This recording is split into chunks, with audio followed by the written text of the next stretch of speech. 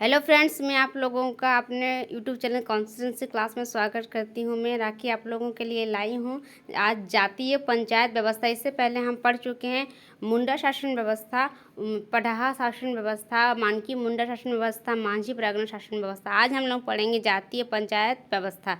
तो ये भी जेपीएससी एग्ज़ाम के लिए और जेएसएससी एग्ज़ाम और झारखंड में और अदर जितने कॉम्पिटिटिव एग्जाम है सबके लिए बहुत ही इंपॉर्टेंट है जातीय पंचायत व्यवस्था। ठीक है, तो हम लोग स्टार्ट करते हैं। झारखंड के जनजातीय बाहुल्य वाले इलाकों में प्रशासन की नींव पंचायतों को आधार पर रखी जाती है। देखिए, झारखंड में जनजाति जितने भी इलाके हैं उनमें कहीं ना कहीं प्रशासन की नींव स्टार्टिंग होती है उन लोगों का, वो पंचायतों पर ही आधारित होती है। देखिए, पंचायतों के द्वारा झगड़ों को सुलझाया जाता है। प्रारंभ में क्या होता था कि पुराने गाँव में सरना और शासन हुआ करते थे। देखिए, प्रारंभ में जब पुराने गांव होते थे, जब पुराने गांव, जब प्राचीन गांव जो अभी नया स्थापित नहीं किया गया था, उनमें सरना शासन हुआ करते थे। बाद में क्या हुआ कि नए गांव में सरना शासन, नए गांव जो बनने लगे उसमें भी सरना शासन व्यवस्था स्थापित होने लगे। देखिए, जनजातीय समाज में देखिए निजी पंचायत व्यवस्था थी। जनजाति से मैंने कहा कि जनजाति से अब हम लोग पढ़ रहे जनजाति पंचायत व्यवस्था, उसमें क्या थी, निजी पंचायत की व्यवस्था थी। झगड़ों में जो होता था वादी और प्रतिवादी दोनों ही अपने पंचायत को बुला सकते थे।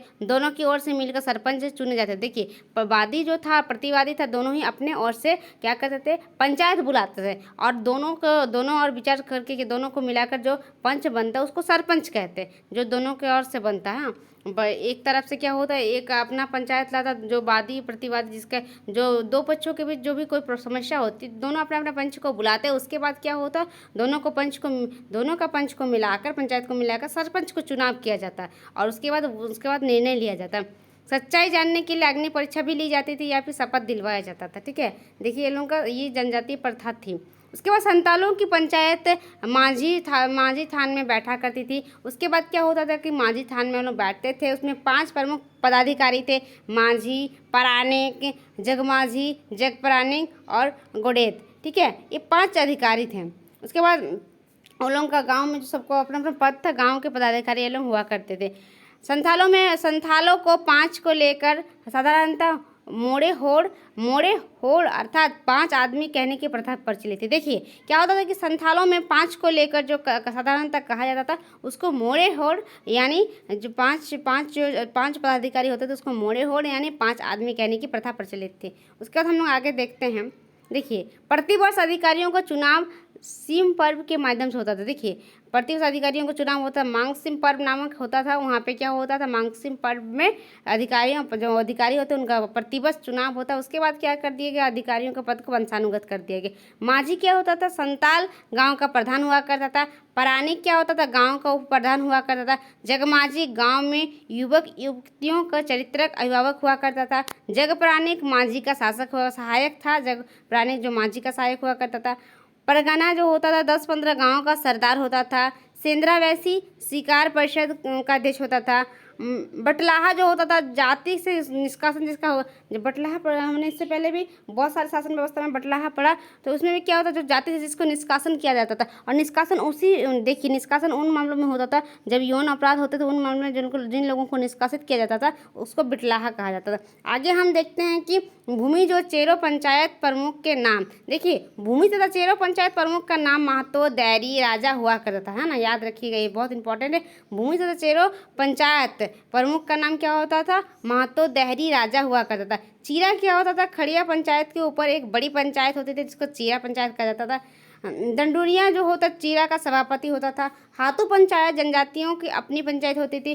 पंचायत प्रमुख स्थलों में जैसे मांझी, उराव, मुंडा जातियों में मुंडा और महतो और खड़िया में देहरी। उसके बाद नया होता था जो बिरहरों में प्रत्येक टांडा में एक मुखिया, धर्मगुरु या सामाजिक नेता कहिए, जो नया होते थे तो टिंडा में वो क्या होते थे, धर्मगुरु होते थे अथवा सामाजिक नेता हुआ करते थे। कोतवार या डुआर जो होता था नया का सहायक हुआ करता था। और जो माती जो था ना, भूत प्रेत तंत्र मंत्र का जानकार हुआ करता था। ठीक है, आगे हम लोग कुछ MCQ करते हैं। कांटा टोपना अग्नि परीक्षा में निम्नलिखित में से कौन से सम्मिलित सही है। तो अब हम लोग ऑप्शन देखते हैं। अग्नि परीक्षा में देखा कांटा टोपना बोला गया। देखिए तो अग्नि परीक्षा में तांबे या चांदी का सिक्का उबालते हुए पानी में रखा जाता था। देखिए कांटा टोपना, इसमें कांटा टोपना नहीं है, कांटा टोपना में ये वाला नहीं होगा। उसके बाद है दोषी व्यक्ति उसे निकालता है यदि उसके हाथ से, ये है, ये व्यवस्था है, लेकिन ये कांटा टोपना में ये व्यवस्था नहीं आता है। ठीक है, दोषी व्यक्ति उसे निकालता है यदि उसके हाथ में छाले नहीं पड़े तो उसे निर्दोष समझा जाता है। ये भी एक परीक्षा होती है ओलंग, अग्नि परीक्षा का ही एक पार्ट है ये, लेकिन ये कांटा टोपना का भाग नहीं है। अग्नि परीक्षा में धान के कांटे से भरे एक गोड्डे में पैर रखकर खड़ा होना पड़ता है। जो थक कर गिर जाता है उससे दोषी माना जाता है। जैसे ऑप्शन 3 और 4 जो है ना कांटा टोपना का अग्नि परीक्षा के बारे में बताया गया, इसीलिए ऑप्शन 3 और 4 यानी ऑप्शन बी राइट हो जाएगा जो यहाँ पे दिया हुआ है। ठीक है, उसके बाद नेक्स्ट हम लोग एमसीक्यू देखते हैं। संथालों में पंचायत को मोड़े होड़ कहा जाता है, इसमें कितने पदाधिकारी होते हैं। देखिए हमने अभी पढ़ा इसको 5 आदमी अधिकारी होते हैं, तो ऑप्शन ए हमारा राइट हो जाएगा 5 आदमी। ठीक है, उसके बाद हम लोग नेक्स्ट देखते हैं। जातीय पंचायत व्यवस्था अधिकारियों का चुनाव माघसीम पर्व के समय कितने वर्ष में होता है। अभी हमने पढ़ा इसको प्रतिवर्ष होता है, तो हमारा ऑप्शन डी राइट हो जाएगा। नेक्स्ट हम पढ़ते हैं जातीय पंचायत व्यवस्था ग्राम का उपप्रधान कौन होता है। देखिए अभी हम लोग नोट्स में पढ़े हैं उसमें हम लोग देखे हैं कि उपप्रधान होता है प्राणिक, तो हमारा आंसर बी राइट हो जाएगा। नेक्स्ट हमारा क्वेश्चन है जातीय पंचायत व्यवस्था में गांव की युवक युवतियों का चारित्रिक अभिभावक कौन होता है। इसका आंसर हमारा ऑप्शन ए जगमाजी हो जाएगा। नेक्स्ट क्वेश्चन हमारा है चीरा किस पंचायत के ऊपर होती है। देखिए चीरा खड़िया पंचायत के ऊपर होती है, तो हमारा ऑप्शन सी राइट आंसर हो जाएगा। उसके बाद है कि जातीय गांव में अपने पंचायत को क्या कहा जाता था। हातू पंचायत सही हो जाएगा, ऑप्शन ए हमारा राइट है। उसके बाद है संतालों में अपने पंचायत के प्रमुख को क्या कहा जाता था। अपने पंचायत के प्रमुख को क्या कहा जाता था, माझी कहा जाता था, ऑप्शन ए हमारा राइट हो जाएगा।